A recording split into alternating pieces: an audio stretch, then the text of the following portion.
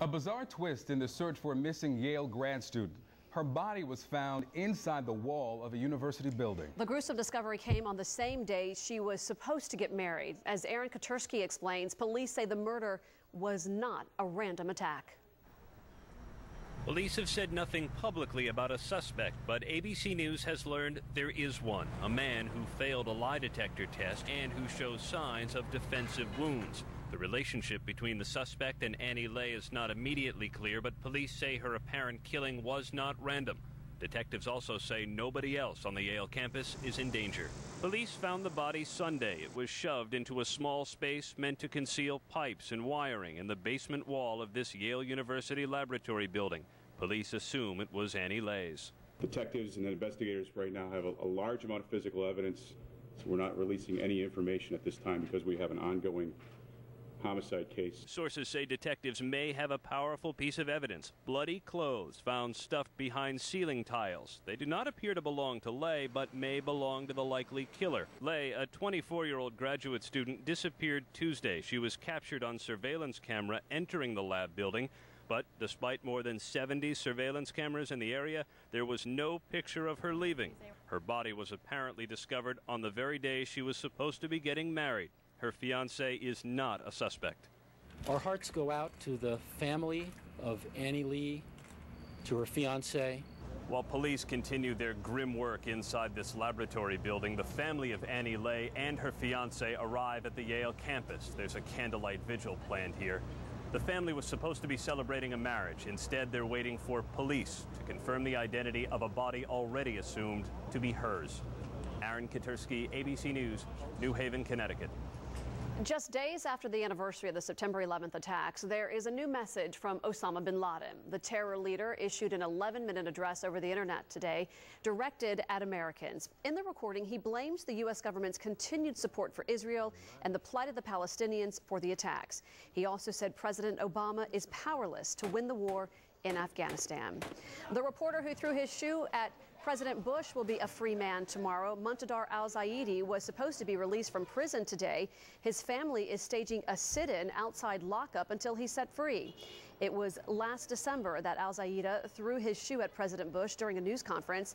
The act of protest made the Iraqi reporter an instant hero across much of the Arab world. A Boynton Beach family is mourning the death of a Marine killed in a training exercise. Sergeant Jeremiah McGraw was only 22 years old when his parachute gave out last week. Well, today the family will hold visitation from 6 to 9 p.m. at the Beth Israel Memorial Chapel in Boynton Beach. McGraw was a selected reserve Marine assigned to the 4th Air Naval Gunfire Liaison Company in West Palm Beach. And so far we don't know why his parachute failed. With flu fears still on the rise tonight, there is some good news. It looks like an H1N1 vaccine will come out far sooner than expected. The nation's Health and Human Services Secretary says Americans could start getting vaccinated as early as the first week in October. Unfortunately, the bulk of vaccines still won't be available until the middle of next month. We'll get the vaccine out the door as fast as it rolls out the production line. The earliest doses are probably going to be targeted to healthcare workers and other high priority groups. Secretary Kathleen Sebelius says she is confident the vaccines will effectively target the illness. She says it will likely take most people a single dose and just 10 days to become completely immune to H1N1. And it looks like the flu is taking a social toll. It has the French kissing a tradition goodbye. In France, it's customary to kiss someone on both cheeks with each greeting. But with the new flu, officials have decided that's not such a good idea. Teachers are urging students to find creative ways to greet each other, like putting displays of affection in kiss boxes. Yeah, but that idea is not going over so well with adults. So if it's really important and if there are rules in the offices or if they get very scared, they will. But otherwise, they'll say, pfft. Health officials are also urging people to stock up on masks and hand sanitizers. If you have any questions about the flu, you can always call Florida's H1N1 hotline. The number is right there on your screen, 1-877-352-3581. You can also go to WPBF.com and click the special section at the top of the homepage for prevention advice and signs and symptoms.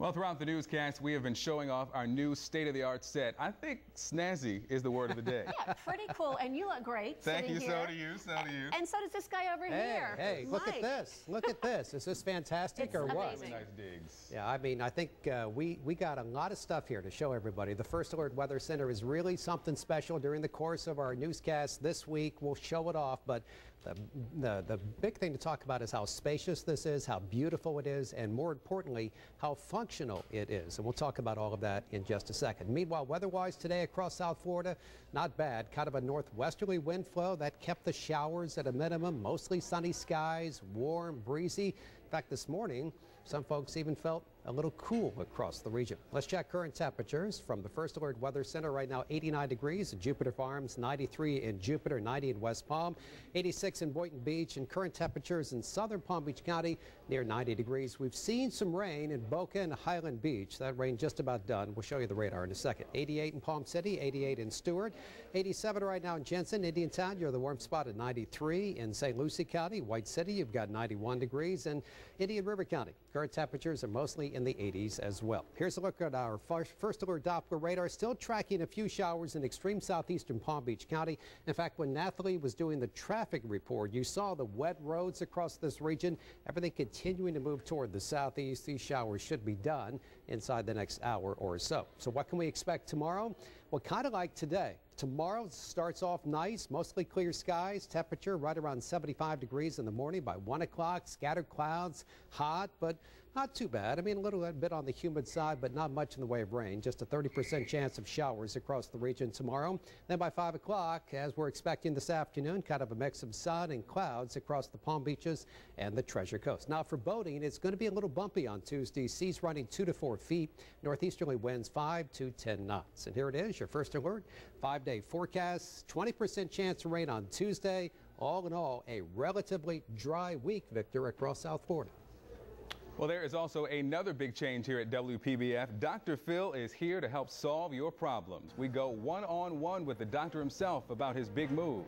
Then it's the rapper rant everyone is talking about. Have you seen this? Kanye West's shocking outburst at the MTV Video Music Awards. You're watching WPBF News 25, the fastest growing local news station.